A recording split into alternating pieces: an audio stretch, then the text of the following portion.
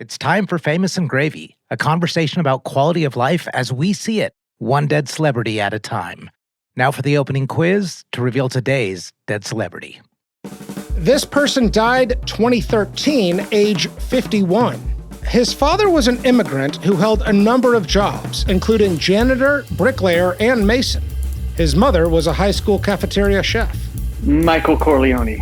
Not Michael Corleone. No. Not sure that's a real person. Okay. No, it's not. Okay. A statement that was issued after his death read, quote, "He was a special man, a great talent, but more importantly, a gentle and loving person who treated everyone, no matter their title or position, with equal respect." Fred Rogers? Not Fred Rogers. Boy, what a wonderful guess. He attended Rutgers University, graduating in 1983 with a degree in communications. He drove a delivery truck, managed nightclubs, and tended bar in Manhattan before becoming interested in acting at age 25. So that's a late bloomer for acting. Tony Danza. Not Tony Danza, who I believe as of this recording is still with us. Throughout the 90s, he had an impressive list of character acting credits, but he was largely unknown until David Chase cast him in the role of Tony Soprano in 1999. Tony Soprano. Shit. I know his name, but I don't know his name. Oh, that's the guy who died young. James Gandolfino, is that how you say his name? James Gandolfini. Today's dead celebrity is James Gandolfini. Yay! You've said, "I like to play people like my parents. Lawyers and stockbrokers don't interest me."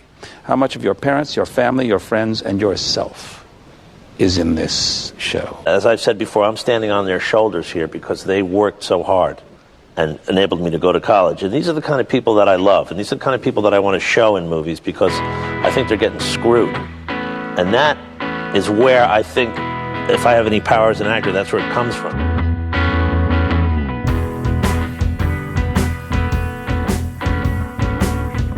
Welcome to Famous and Gravy. I'm Michael Osborne. And my name is Amit Kapoor. And on this show, we choose a celebrity who died in the last 10 years and review their quality of life.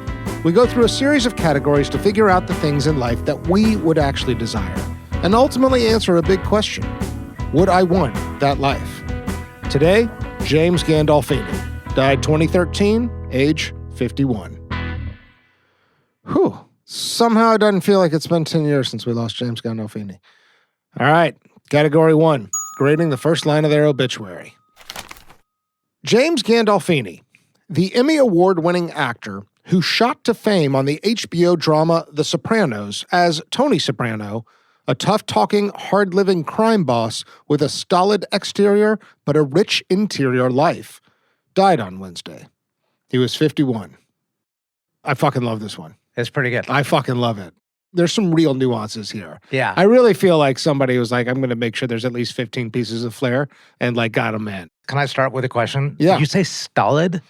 Yeah, S-T-O-L-I-D. What does that mean? Looking at it right now, stolid means of a person that they are calm, dependable, and showing little emotion or animation. Okay. It's got a kind of like, it's all inside. It's a good word. Yes. It's one of many good words in here. It is. What else do you like? Well, okay, shot to fame. I wrote that down. Isn't I wrote that great? S-H-O-T. Yes. Yeah, like they shot to fame. And then I said, I like that with a stolid exterior, but a rich interior life. Like they're going right at drawing contrast between, what we see and what we intuit going on in this character. Obviously, I mean, this is like classic example of we know him for this one thing. Yes. He did a lot of other things, but I take zero issue with the references to The Sopranos and Tony Soprano in the first line of this obituary. As the only reference to his career. I mean, there's other things in the obituary. This came up in the quiz that, he had other parts that he got great reviews for.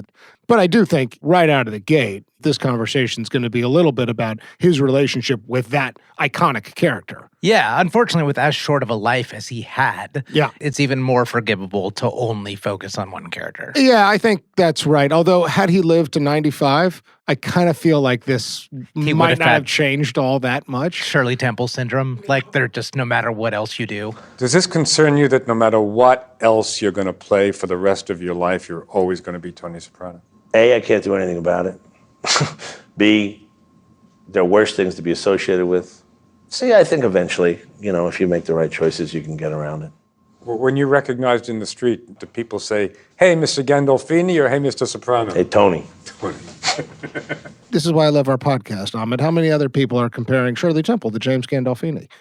Tough-talking, hard-living crime boss. This is all sort of, stuff along the way. The things that really came out to me were stolid, as a good word, rich interior life, and then shot to fame. I feel like the way to put these sentences together, the first line of an obituary, is to write out the facts and then look for places to, amplify and add some color and some richness to it. And I feel like they did that. Yeah. So overall, I really like it.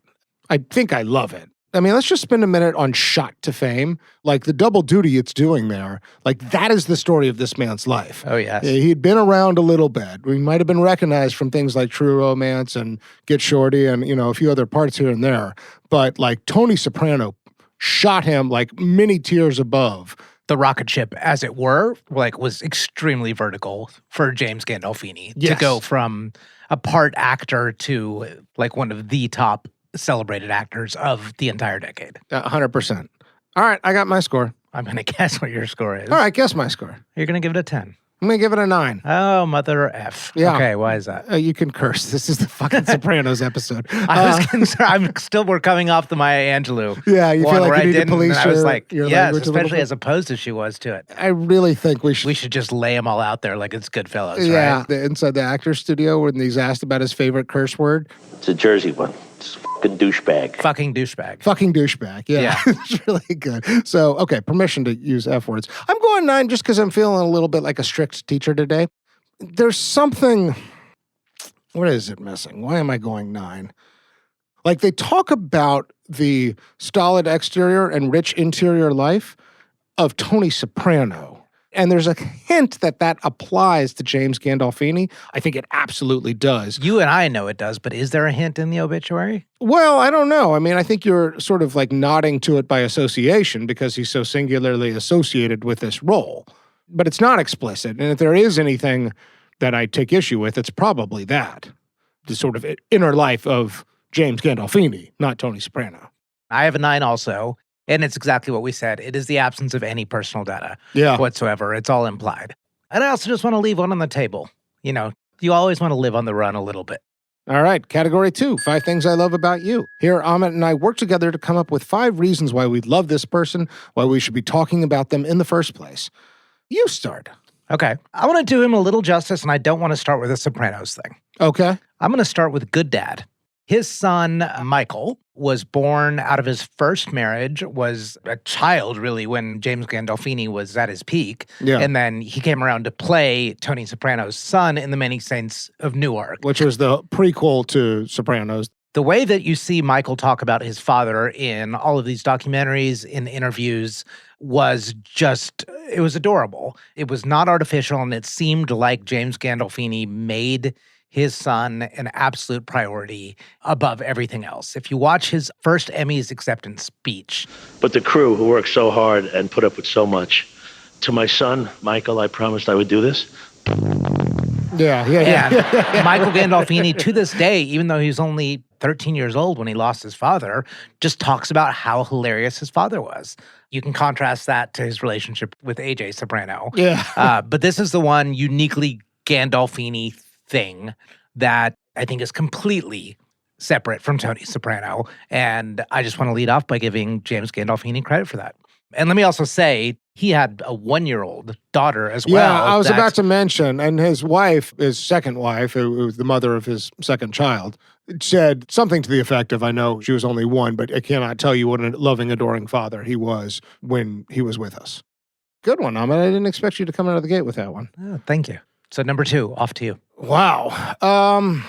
I do want to get at Tony Soprano. I know you do. Quickly. That's why I knew we were going to. That's why I started off with the detour. The way I wrote it is ability to express primal emotions. He's a complicated guy. He's a classic R-rated kind of figure where there's all kinds of emotions just beneath the surface. His ability to express rage and to be on the verge of rage is astonishing. I say what your mother has, at the very least, is what we call borderline personality disorder. A borderline personality disorder. Twisted fucking bitch.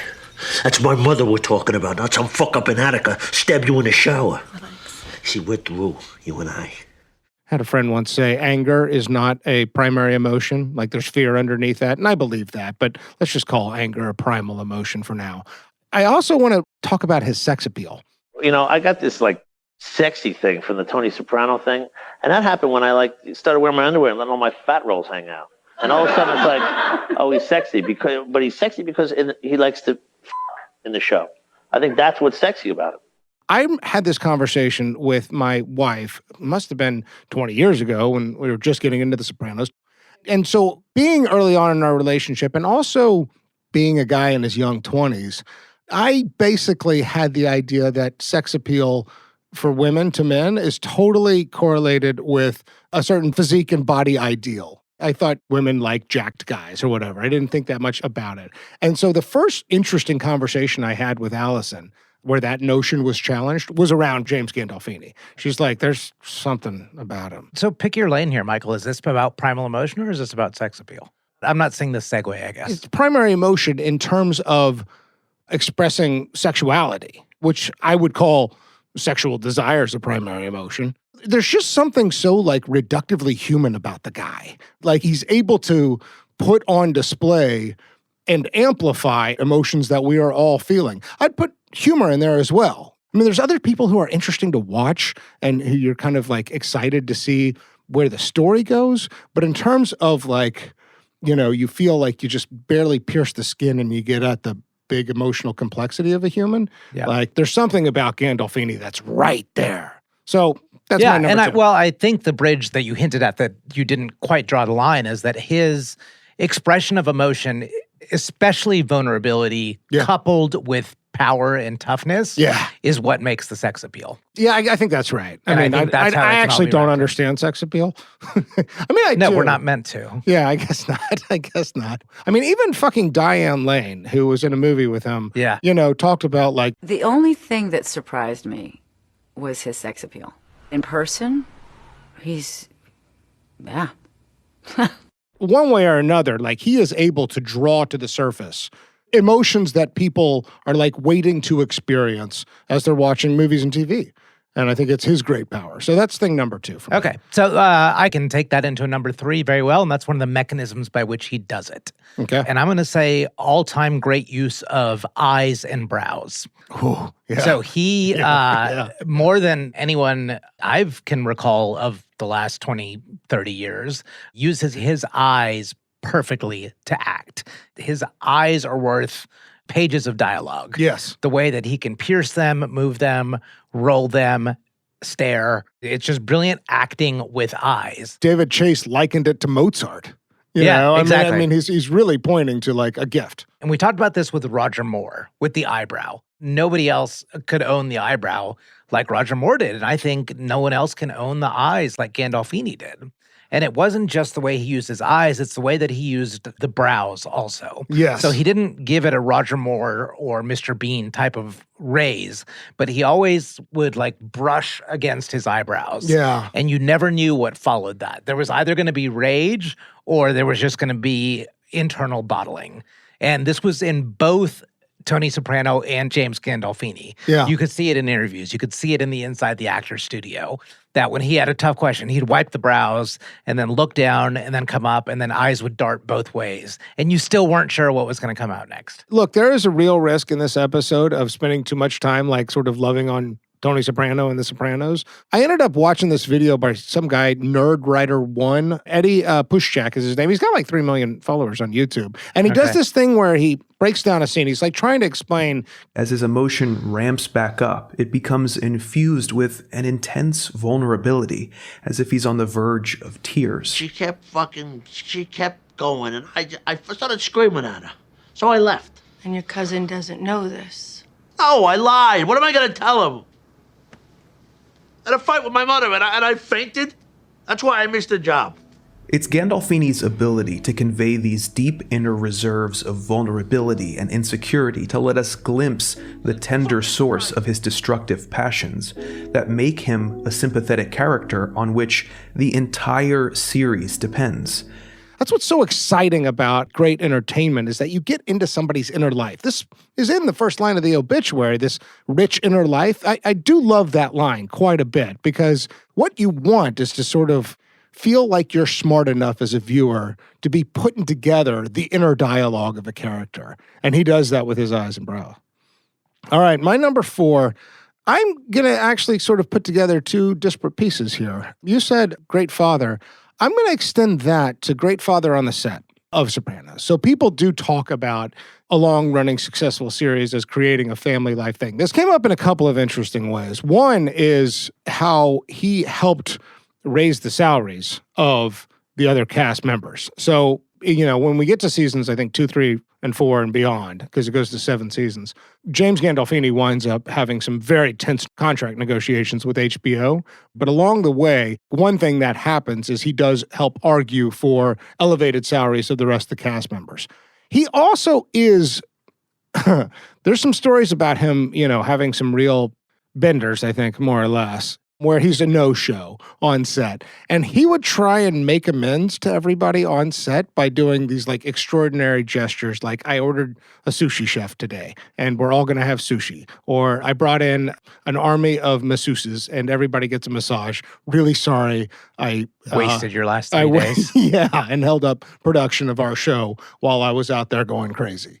It's a little bit pathetic, maybe, to try and make up to people with gifts. But I think, these gestures matter.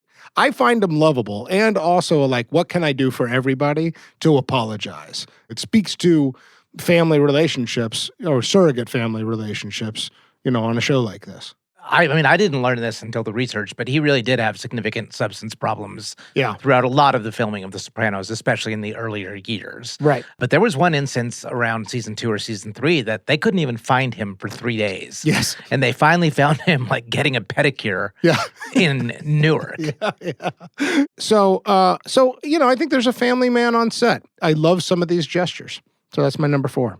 Wow, you took away so many of mine. Your 2 and 4s were thematic.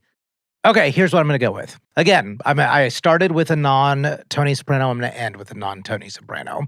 I'm going to say his work in drawing awareness to PTSD. Really, this was his one passion project that he was able to get off the ground. As The Sopranos was getting huge, he did a lot of tours of Iraq, Afghanistan. He's visiting all these people that are severely injured in battle, as well as just going through the general military camps as your typical just cheer up tour. Yeah. But it really hit a soft spot in his heart. He feels like the world does not understand the level of sacrifice that is involved in going to combat. The way that PTSD manifests in the body and the head, that, he made these documentaries that even go back to the Civil War, but even through World War I and World War II, and being this is how people struggled for the remaining years of their lives. Yeah. And he really wanted to draw attention to that, specifically through the military, but it was through, I think, a larger lens now that we know kind of more about the inner life of James Gandolfini. I like the devotion to the cause. Yeah. I like the awareness of the issue and how it is specific to him. But thirdly, I think the believability of it coming from the guy who played Tony Soprano to put out these HBO documentaries. Yeah, what an interesting ambassador to do it. I mean, it's on some level, it's an acknowledgement of, I just want to remind everybody that whatever you see me doing on this show is pretend. And that beyond that, there is a real thing going on. And this war over here and these people going to war and being on the front lines is not play, even though everybody's experiencing it on their television. And you also see, there's that moment in one of those documentaries where, he has a very emotional conversation with somebody who's lost a limb, and the guy has this testimonial of would you mind calling my fiance real quick? He took the phone and he was smiling, that freaking Gandolfini smile, man. First thing Jimmy said to her, hey, I gotta ask you a favor. Be patient with him. Because he knew, he knew that this was gonna be a long fight. I still had a lot of fighting to do. The dude had just met me. But I could tell it was already really genuine. That's a good cap. Okay, let's recap. So, thing number 1. Good dad. Thing number 2, ability to express primal emotions, including anger and sex. Thing number 3. Use of eyes and brows. Thing number 4, dad on set, or at least father figure on set, and some of the gestures towards making amends. Thing number 5. Driving awareness of PTSD. Okay. Category 3. Malkovich. This category is named after the movie Being John Malkovich, in which people can take a portal into John Malkovich's mind and they can have a front row seat to his experiences. So, today on Famous and Gravy, we're doing something a little bit different. Recently, Amit and I connected with a guy named Michael Warburton, who's over in the UK. I'm Michael Warburton, based in London. Been an actor since the age of 11. I'm a huge cinephile, hugely into theatre, hugely into culture and all the arts. But one of the things I'm really fascinated by is what makes people tick as artists. We found each other on Twitter. Michael is posting all kinds of awesome movie clips, and it was very Famous and Gravy kind of stuff. Turns out he's also got a Substack called So Far So. And so I reached out to Michael and said, hey, would you be interested in doing a short guest spot on the show and maybe bring a Malkovich moment for James Gandolfini? So this is the theme that has come up a lot. People have asked us, have you ever thought about bringing in a third voice? Yeah. And how Michael and I do this is strategically. We like experiments. And so we figured putting a third chair in the studio might be a little much at first, but we want to try some things out. So Warburton and I recorded a short conversation, and the Malkovich moment he chose is when James Gandolfini first auditions for Tony Soprano. This really is a great example of how authentic this guy was. This was HBO, a huge role in a brand new HBO drama. Gandolfini saw this character and went, Jesus Christ, so much of this is me. This is insane. I can't know, but once he got to the audition, the gravity of all this really bore down on him. He goes in, he's doing the audition, he's halfway through, and he says, no, I'm out. As he's walking out, he turns around and says, I'm not doing this well enough, and I didn't prepare well enough. And he just walked out. And of course, they could have just turned around and said, well, this guy's a lunatic. Maybe he'll do this on set. This is crazy. But this was how authentic he was. I'm not ready. I haven't done enough work. I haven't taken this seriously enough. I'm a pro. I'm walking out. Now, he came back apparently the same day. Can't remember where it was. It might even have been David Chase's garage, and completed and finished the audition. It was like, okay, here's Tony Soprano.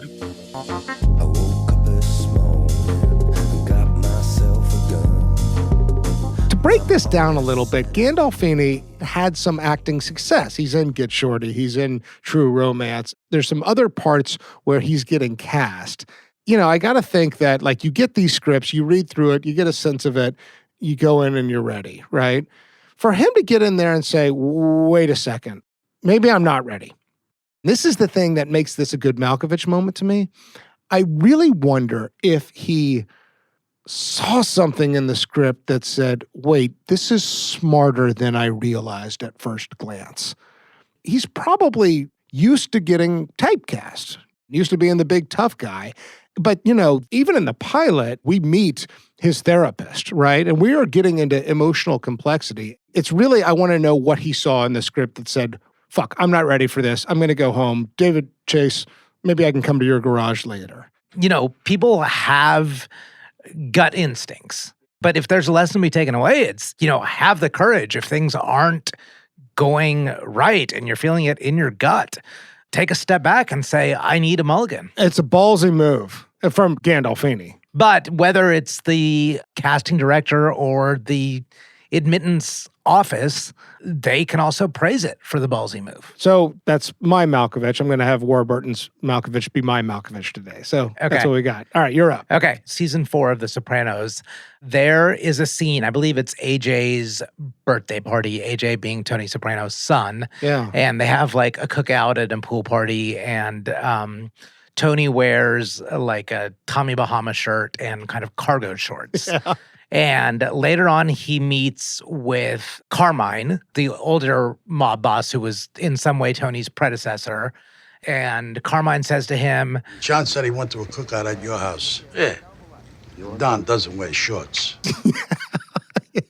So that scene in 2004 was a nod to something that actually happened in around season 1 or season 2 when The Sopranos is gaining notoriety big enough to attract the attention of the actual mob. Yeah. And they were watching it and they were fans. And so James Gandolfini, not Tony Soprano, is at his house and in the middle of the night gets a phone call.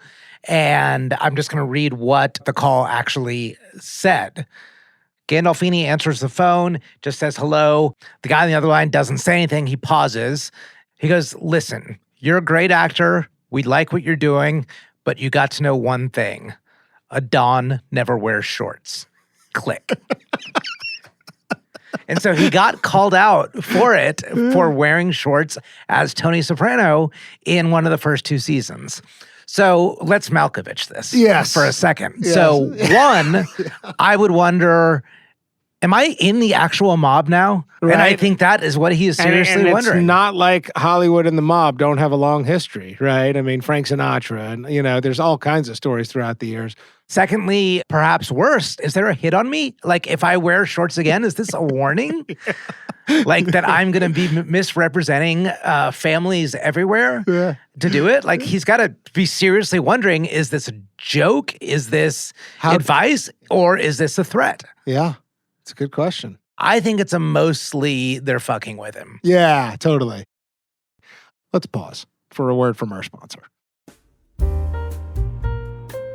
Are you looking at my books? I am. I'm actually looking at your bookshelf. I want to see if there is anything that I can give as a gift to somebody. With my permission, I assume.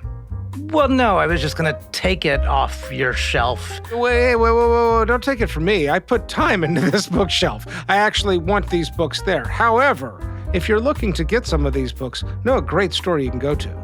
Half-Price Books. They're likely to have this entire catalog in their bookstore. And if not in their bookstore there, they can order it for you. But the thing is, I trust you. There's nowhere else that I can find a trusted bookseller to give me an equal recommendation. Sir, I disagree. You can find a trusted bookseller at Half-Price Books. Ask a Half-Price Books bookseller if you don't know what to read next, or if you're looking for a gift idea. Really? Oh my goodness, yes. The Half-Price Books booksellers are knowledge keepers. They're there to help you navigate their tremendous catalog. Excuse me, I've got to go now. Oh, good, because Half-Price Books is the nation's largest new and used bookseller, with 120 stores in 19 states. And Half-Price Books is online at hpb.com.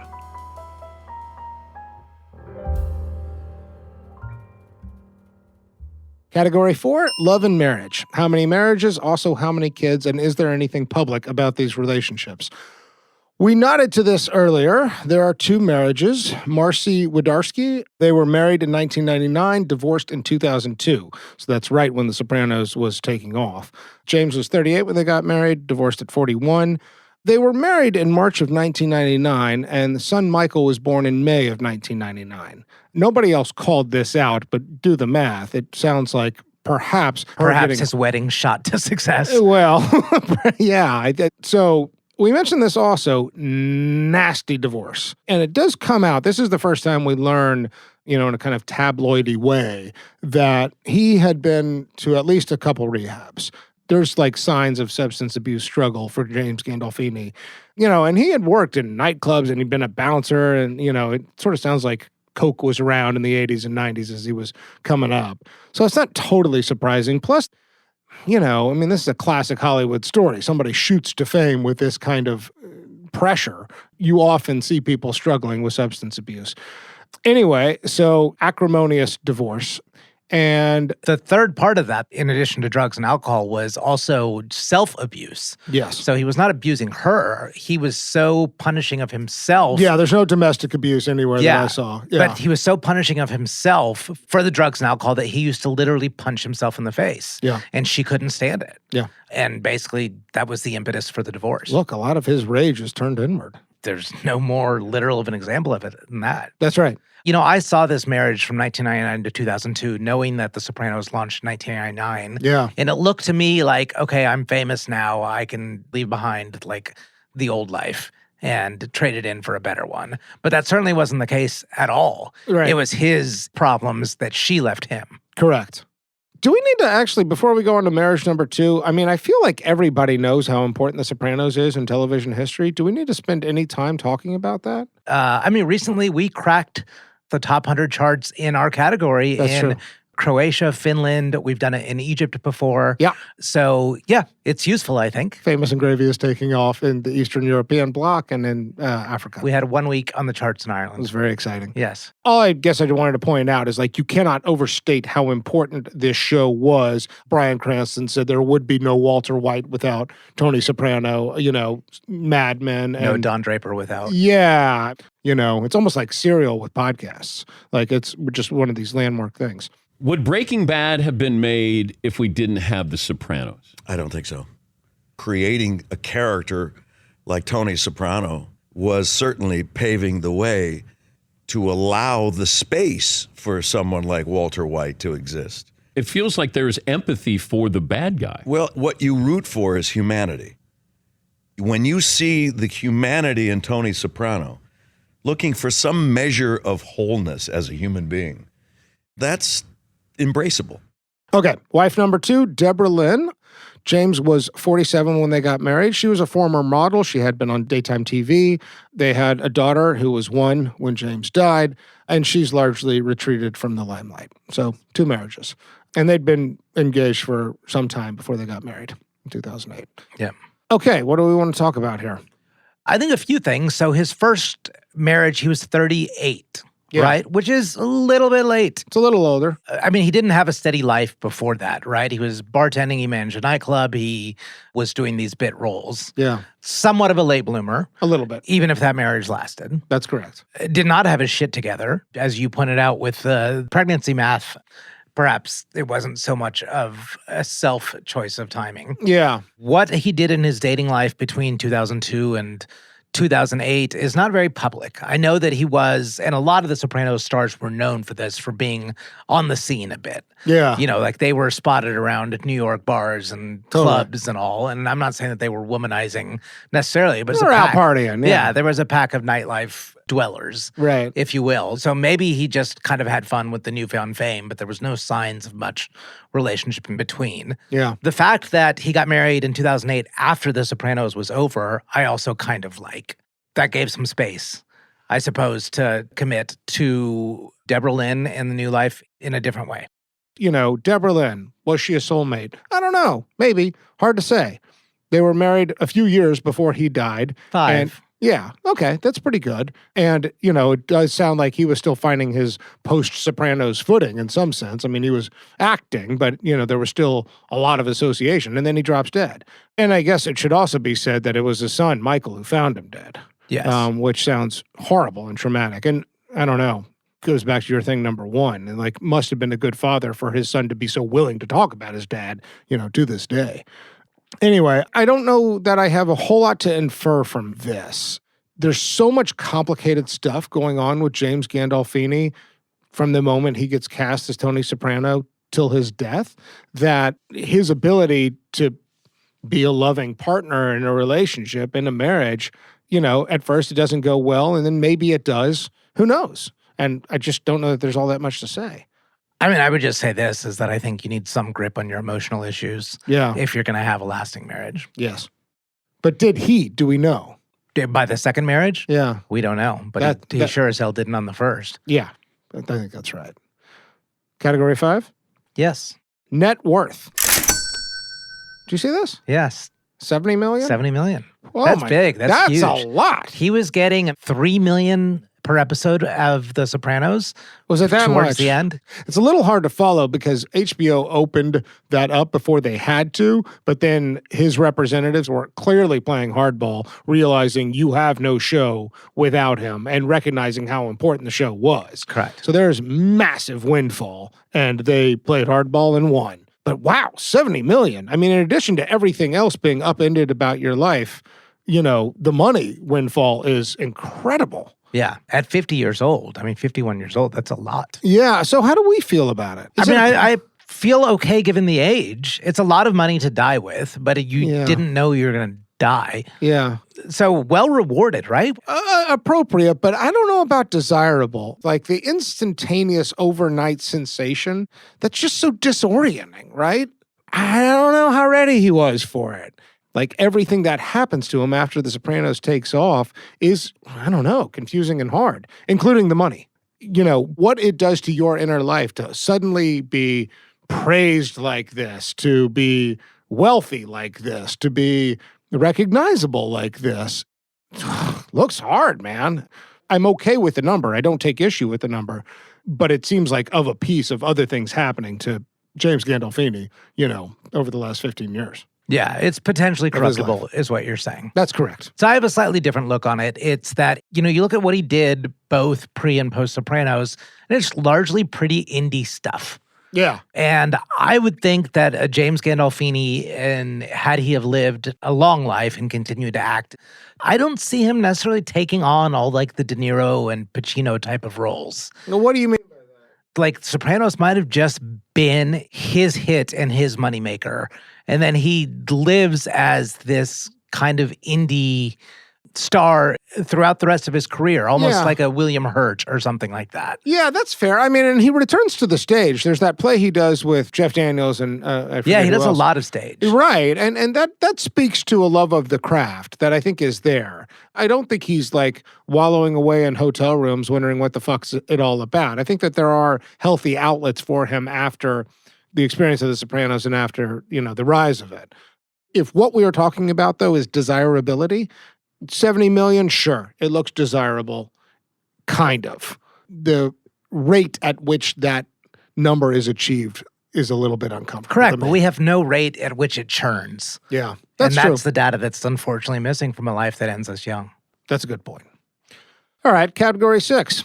Simpsons, Saturday Night Live, or Hall of Fame. This category is a measure of how famous a person is. We include both guest appearances on SNL or The Simpsons, as well as impersonations. There's some good shit in this There's one. some really good ones. Yeah. There is a Simpsons episode with Fat Tony where they riff on the opening scene of The Sopranos. Which is great. We'll show notes that. It's got the Woke Up This Morning song, and it's like they're driving around Springfield and getting these like vignettes of Springfield in a way that very much is parroting the opening of The Sopranos. In the same episode, Sopranos actors Joe Pantoliano and Michael Imperioli voice mob characters, but James Gandolfini does not. Saturday Night Live, two things. He does make a cameo. He doesn't host, but there is a news segment. Weekend Update would now like to present an editorial from this New Jersey resident. How you doing? Would you like to sit down? No, I'm gonna stay in case I want to leave. Okay, so your editorial about Jim McGreevy. Look, I didn't want to talk about this McGreevy stuff, but I can't keep my mouth shut anymore. I mean, so the guy's a fanook. Big deal. He had an affair. Every married guy's got some action on the side. In this case, in the behind. But instead of just paying the guy's rent and banging him in the penguin house of a zoo, McGreevy puts his Gomorrah on a payroll. And I think part of the... Don't interrupt me when I'm talking. Sorry, I didn't mean to interrupt you. Well, use your head. And then there is a Sopranos parody where Daryl Hammond plays the role of Tony Soprano. So we have some notches there. Nothing on Arsenio. That's not surprising. This sort of frustrated me. I did not see a Hollywood star. Yeah.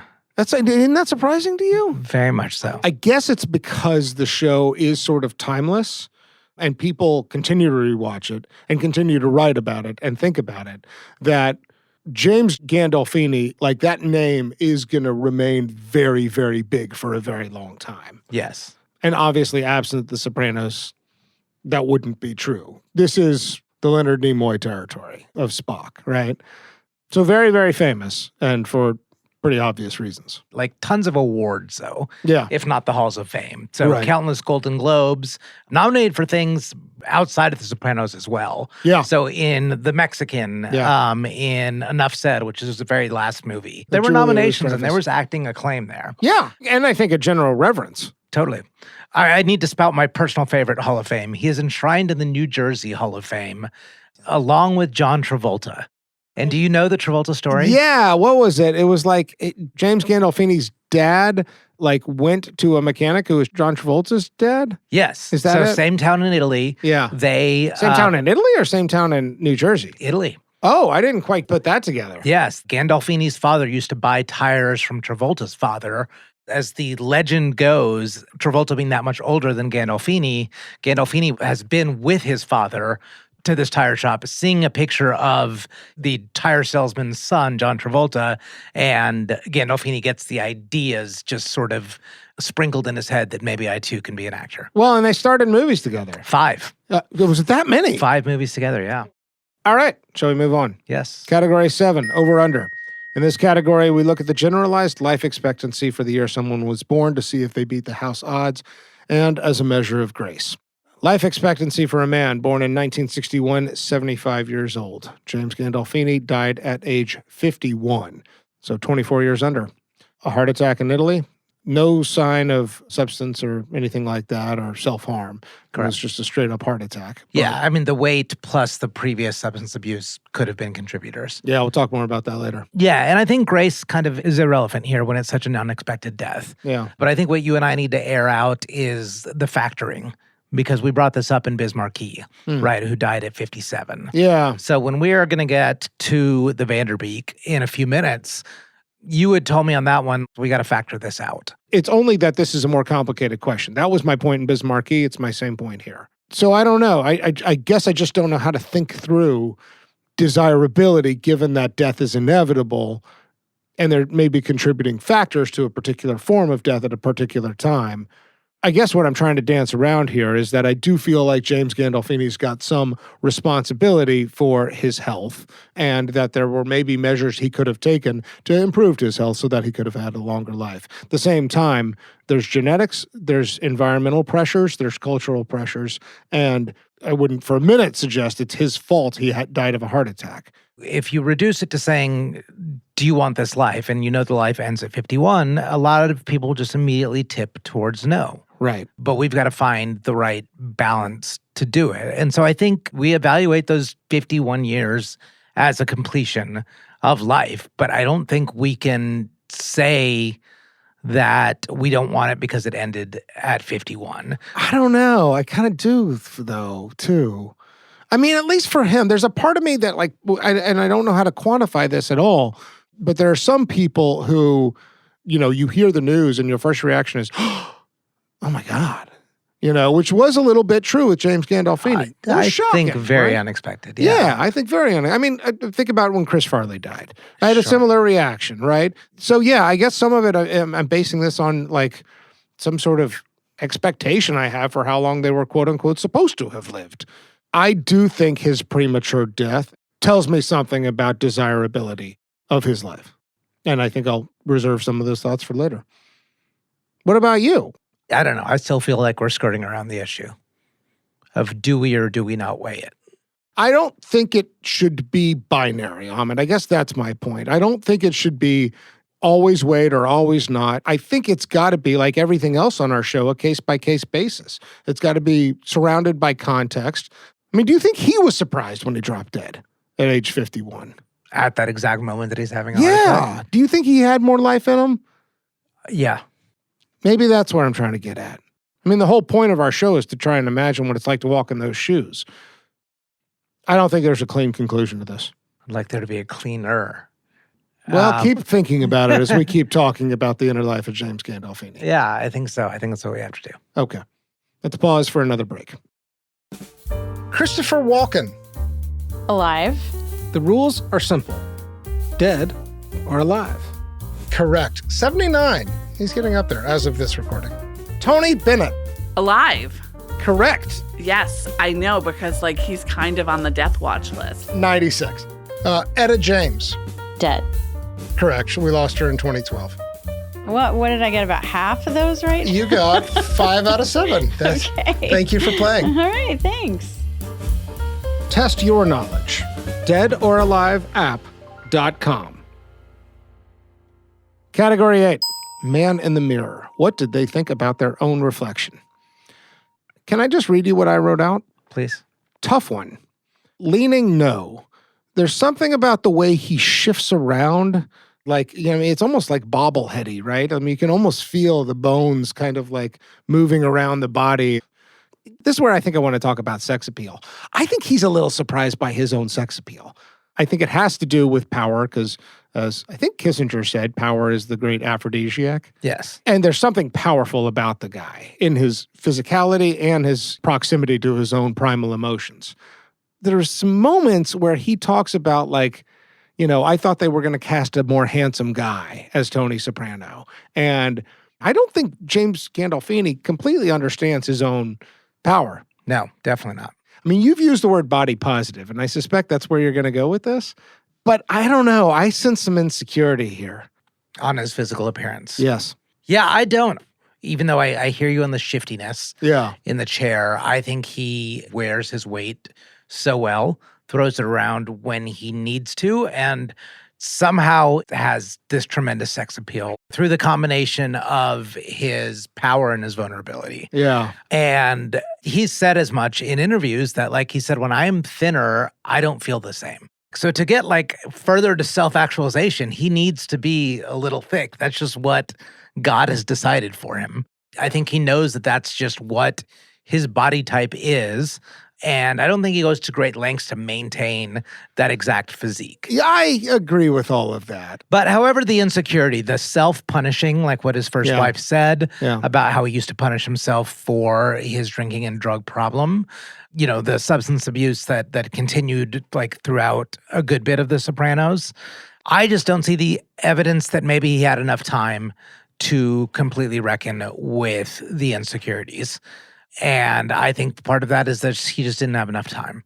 So I'm going to go with a no on Man in the Mirror. All right. Category 9, outgoing message. Like Man in the Mirror, how do we think they felt about the sound of their own voice when they heard it on an answering machine or outgoing voicemail? Also, would they have used the default setting or would they have recorded it themselves? I think it's a tough one. I said that again, what I wrote down. Another tough one. I want to talk about the accent as we litigate this. When you hear him in interviews, it almost seems like he's doing extra work to distinguish James Gandolfini's accent from Tony Soprano's accent. Yeah. And certainly when Tony Soprano loses his shit, the sort of exaggerated Jersey accent comes out. And a question I have here is how self-aware he is. I think on some level he is self-aware of his own voice and the accent. And this is actually my main criticism as an actor. Maybe this is stupid, but, the actors that really, really, really impress me disappear into roles, they can do different accents. I don't think James Gandolfini is capable of doing a role that doesn't have a New Jersey accent. I don't think he can play somebody from the South or a Brit or anything like that. Yeah, right? He broke away from mafia roles enough. Yeah. But he didn't break away from Jersey roles enough. So for all the accolades that he gets as a great actor, I actually have, this is a little bit my hot take, some reservation with that. I think he's extraordinarily well cast as Tony Soprano, obviously. But the greatness of his acting, to me, it's a convergence of forces, right? It's David Chase, it's the writers, it's HBO giving latitude to tell a complex story, and so forth, that allows James Gandolfini to shine in this role. He's not Daniel Day-Lewis. He's not Philip Seymour Hoffman for me. He's not Meryl Streep. He's not quite reaching those heights. I'm going to lean no on the voice because I think he would like more control over his accent. And I think that while he is in touch with some of his emotions, more so than you would think, I think that there's also not as much control as he wants. And I think that that's expressed in the voice. And the personality type and self-importance of putting it on there? I kind of think that he's got an everyman quality. Like he likes blue-collar characters. Yeah. I think he wouldn't bat twice about leaving his voice on the answering machine. This is Jimmy Gandolfini. I think so. That's the other thing. I mean, we're just now at this point in the episode, but nobody called him James. Yeah. He was Jim or Jimmy to everybody. Yeah. Yeah, I'm going to go with a no as well. I think what you said about the accent, how he has to make a conscious choice to not sound like Tony Soprano in interviews, but the fact that he barely did interviews. He didn't like to do interviews. When we say, do they like the sound of their own voice? It's how sick of themselves are they? Yeah. In some way, not just do I sound good. Yeah. But I just don't think he wanted to hear himself And I don't think he sat there rewatching episodes of The Sopranos. I think he was proud of his work. I think he loved the shit out of his work. I think he had a lot of fun with it. But I don't think he wanted to hear it. So I'm going to know. Would he have left it on a voicemail? Yeah, I'm agreeing with you on the everyman part of it. Okay. Category 10, regrets, public or private. What we really want to know is what, if anything, kept this person awake at night. So we've talked about this a lot, actually, already on the show, this sort of emotions beneath the surface, the stress, the inner turmoil. You know, I'm not an actor, so this was actually something that came up when I talked to our friend Michael Warburton, because I just needed to hear from an actor what you imagine the stress is of a role and of a performer who's got those emotions like right beneath the surface. Here's what Warburton had to say. Guy died of a heart attack. Now, you could argue, look, he was overweight. Maybe I didn't see his autopsy report, so I don't know exactly what precipitated the heart attack. This is pure conjecture. Well, so is our show. Well, yeah, okay. Well, I mean, I'm going to fit right in then, aren't I? Yeah. But again, he's another one of those great artist, actor, creative types who obviously had massive amounts of rage, massive amounts of issues inside. And great, brave and courageous actors will not only want access to those, but want easy, free, wildly open access to those so that they can pull on those at a nanosecond's notice and use it for a nanosecond or a minute or a scene or an entire episode or an entire movie, whatever it is. And he had that courage, which is, it's so dichotomous that such a physically macho, male, strong, powerful specimen of manhood actually could evince emotions and gentility and honesty and fragility as easily and as well as he did. I would imagine that the struggle, as often as he did and to the extent and the level that he did, I would be surprised if that didn't have some kind of concomitant effect in terms of health. There's a few things going on with James Gandolfini. On one level, I think he is more in touch with his emotions than you would otherwise give him credit for. If you ran into him on the street, you would kind of think, oafish, like low EQ. That's not true. That can't be true. You can't have done this role with that. But does he also go sort of like master of his own emotions, right? And I don't feel like that's there either. So it's somewhere in between. I don't know how that adds up to a regret, but I do think that like he has one major creative outlet, performance. And that is absolutely a healthy thing for a body with these kinds of emotions to like get out somehow. But I feel like the guy could have used some meditation classes, maybe could have used some therapy, maybe could have used religion. And maybe some of that was there and I don't see it. But I do think that just in terms of general self-care has to be included as a private regret here. Yeah, I think that's fair. And self-care is a combination of how you treat your body and how you manage your stress. Yeah.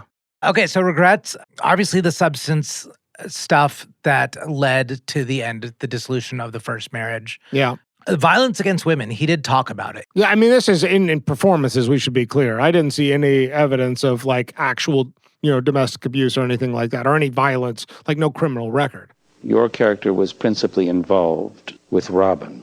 Once again, violence. Once again, with a woman. For a while, it seemed to be your artistic fate. Are those scenes difficult? I find them difficult. I find they take a bit of a toll.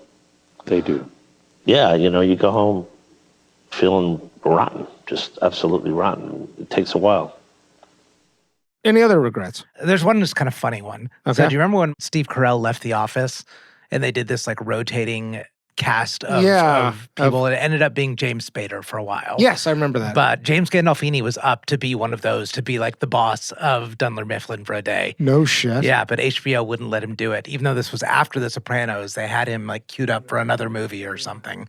Also, mostly just to not tarnish the image of Tony Soprano. Yeah, that's hilarious. Yeah. All right, category 11, good dreams, bad dreams. This is not about personal perception, but rather, does this person have a haunted look in the eye? Something that suggests inner turmoil, inner demons, or unresolved trauma. Yes, yes, and yes. Thank you. Yes, yes, and yes. Oh my God, yes. This is as clear-cut as it gets. Yes. Category 12, cocktail, coffee, cannabis. This is where we ask, which one would we most want to do with our dead celebrity? This may be a question of what kind of drug sounds like the most fun to partake with this person, or another philosophy is that a particular kind of drug might allow access to a part of them we're most curious about. Can I start? Mm-hmm. I'm going with what's most fun, but also access. I went pot for a couple reasons. First of all, I think it's the least violent of the substances, and he scares me. Like, I would be intimidated hanging out with James Gandolfini. There's also a lightness and a humor to the other side of this guy. I think I would really enjoy that, and I also think I would enjoy basking in the sort of like surprisingly high EQ. And we probably haven't talked about it enough. Like, the guy's fucking funny. Yeah. He gets timing and he gets humor as relief and release and all that. And he's also got a great smile. The way that like that teeth will kind of gleam, you know, and then it's like fucking mischievous too. It's my kind of humor. So I want to get high and laugh. And it's that simple. Yeah. I don't want to alter anything. So I want coffee. Okay. He has a lot of good perspectives on life, on fame. He's thoughtful. He's very thoughtful. What did you do after graduation from Rutgers? I came to New York and ran a nightclub. What was the nightclub? It's called Private Eyes. It was on 21st Street. I got a lot of great research stored up here from those years managing a nightclub. Because I was 21, 22, I got the job. Didn't have a clue as to what I was doing. Faked my way through it, but I saw the club was straight 2 nights a week, gay 2 nights a week, and kind of everything else 2 nights a week. So I spent a few years just watching people, just in amazement, and saw a lot of interesting things that I stored up for later. That's all I want is just that conversation. And there doesn't need to be a string of topics or anything in front of it. But I think you just let it flow with the conversations of the day or whatever's going through your head. And I think this guy is going to give a lot of meaningful insights that I'm just going to take home and maybe I can feed some back to him. But I want it au natural. We're going to be clothed, but I don't need, It could be in a sauna. I mean, it doesn't have to be. Oh, a sauna, a nice steam. Yeah. Yeah. If it's a cold day, yeah, a steam. Yeah, But definitely with towels. Yes. I think we're there. The Vanderbeek, named after James Vanderbeek, who famously said in Varsity Blues, I don't want your life. Let's hash this out. Do you want James Gandolfini's life? I really don't know. I've got hints in both directions, but I'm a balanced being. All right, let's do it. Case for, case against. Okay, so case 4, I think is blatantly obvious with your significance in cultural history. Yeah. And being a game changer in television and entertainment. But not only in the show that you acted in, but it's actually like was genre changing. And when his show was nothing without him. Yeah. So you could say he did it. He has significantly contributed. He had demons, and it's unclear if there was resolution to them, but there was at least signs of progress. I'm just going with signs. Yeah. Good relationship with his son. Yeah. Which we've and talked with his about. colleagues, I would say, with his peers. Yes. I think he had friendships, like real friendships. Deep, significant friendships. Travolta being one of them. Yeah. You know, Travolta talked about that James Gandolfini was there for Travolta when his son died. He came and sat with him for a week. Yeah, he said, I'm not leaving until you tell me it's okay to leave. And Travolta said that, he did that for Gandolfini's family after Gandolfini passed away. So deep, meaningful, connected friendships. It's a good one to call out. And obviously, money, no issue. Forrest Gump, we don't have to think about that anymore. One less thing. Case against. Pretty clear, I think. Okay. How much he turned all this inward. Yeah. Whether it's self-loathing or just self-harm. I don't see a whole lot of evidence that the pain turned inward and the beating up of oneself ever really subsided. I just can't emphasize enough how, to me, uncomfortable and disorienting and confusing it must have been to have been reasonably successful, getting some parts in some important movies, and then fucking rocket ship shot into outer space in terms of power, accolades, reverence. I mean, there was a story I think Steve Van Zandt told about going to an after party. He's like, I don't want to go into the VIP room. And he's like, well, you should probably go into the VIP room. And Gandolfini goes out there and he's getting accosted and kind of, schlups into the VIP room like, okay, I get why I need to be in the VIP room now. I don't think he wanted to be in the VIP room. Yeah. You know? And nobody's calling him James or Jimmy. People are calling him Tony. Totally. Fans and right? even colleagues, people in the industry. I've had to police myself throughout this conversation, not calling him Tony. I think that there's also like when that happens in your life that you were, things were going along one path and then you've been transported to a whole different railroad track. I think the question of like, okay, how do I get inner peace? I believe that whatever spiritual or religious, affiliation you have, it boils down to how can I be most helpful? And on some level, I see this guy kind of struggling to be helpful. I think he's doing it. He's making documentaries about people with PTSD, and he's generous to friends on set, and he's trying to give back to the craft, and he's making time for his family. But I do wonder if he's like, yeah, all of this is happening because I'm really good at getting fucking pissed off, and that's what I'm famous for. What is the best use of me now? He looks to me to be confused by that question. And if there's no answer to that, if there's no outlet for that, if there's no creative outlet, then you turn it inward to the point of like stressing your body out. And that shit comes out sideways and it takes a toll. And you drop dead at 51. I mean, I'm not trying to necessarily explain his death, but that's what I see, man. I wouldn't want to be so befuddled and confused. I feel like the lengths you have to go to explain what has happened to you in your life just looks hard. We talk about the staircase a lot. Is it better to die on the upward staircase than to die later on a downward one? And it seems like he was well into his reckoning. He was starting his next stage of an acting career, new family. He was directionally seemed to be okay. Like I said, don't want to die at 51. No question, that's a deal breaker over. Yeah. But I'm going to take that out because we're going to play the predestination game. Okay. It was rough and rocky, I think, with the abuses in the love life at first.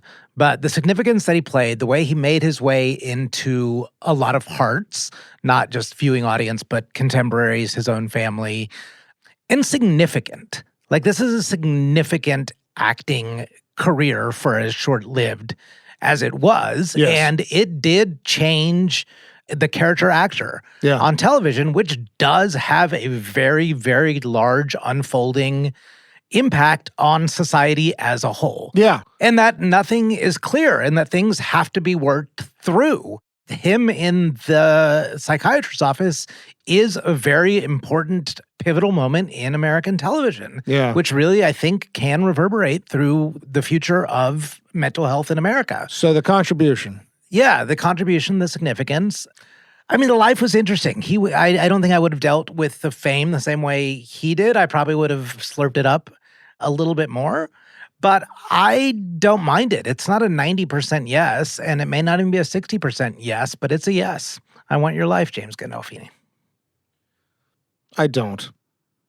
Everything you said, I agree with. Even more than that, there's a lot to be learned here and a lot to be admired. I'm not even sure I could tell you exactly why I'm going no, Amit. Maybe it is the premature death. I think more than anything, though, I mean, I do think that this guy worked a lot at self-awareness and thinking about, like, what are my gifts? What does the world want from me? How do I give back? I think he really, really tried. But I also feel like that stands in contrast to what brought him there in the first place. And being a part of entertainment as violence, which is not something that I would say I have like a moral issue with, but I think that like the toll, the compromise it took from him, the price he paid for being able to do that, I guess if I add it all up, I just see a little too much pain here. So I'm going no. So, Amit, I think we're here. We're at the pearly gates. Before you take us out, I think it's worth pointing out that James Gandolfini himself was once asked about the pearly gates. If heaven exists, what would you like to hear God say when you arrive at the pearly gates? Take over for a while. I'll be right back. No. That's it. No. You dare not change it. It's too good. It's too good. Think of the possibilities. Assuming, Amit, that God does not let you take over for a while, you're at the front gates meeting St. Peter, you have an opportunity to make the pitch for why you should be let in. The floor is yours. St. Peter? Italian? Okay. So let me talk about fatherhood. It was talked about my own son and the relationship I had with him. Had I had more time with my daughter, it would have been the same. I was a father to America. I was a father on America's screen. And what I brought that had never been brought before was obvious vulnerability. This is a trait that you don't see in fathers and you don't see in powerful men. And I think I was one of the first to kind of bring that out. Power, toughness, complexity, and a deep, soft heart can coexist, and it needs to coexist. Maybe we're at the stage in life and in our evolution that it's really, really hard to work through that. But perhaps I'm the one that planted the seed to bring more vulnerability into power, to bring more vulnerability into toughness, to bring more vulnerability into conflict. And I think that's what I left on this earth. That message does not always come through well in books and on billboards and in sermons, but coming through on the most successful television show of a quarter century, that message is going to stick.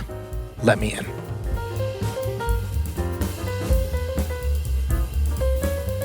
Famous and Gravy listeners, before you leave today, I have two things for you. First of all, thank you so much to Michael Warburton. I highly recommend following him on Twitter at MichaelWarber17. You can find him also on Substack. His Substack column is excellent. It's called So Far So. On both Twitter and Substack, you can find his link to Buy Me a Cup of Coffee if you want to support his work. The second thing is that if you are interested in participating in our opening quiz, send an email to hello@famousandgravy.com.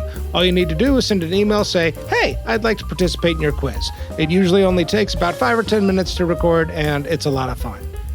And so that's it. Thank you for listening to this episode. If you're enjoying our show, please tell your friends.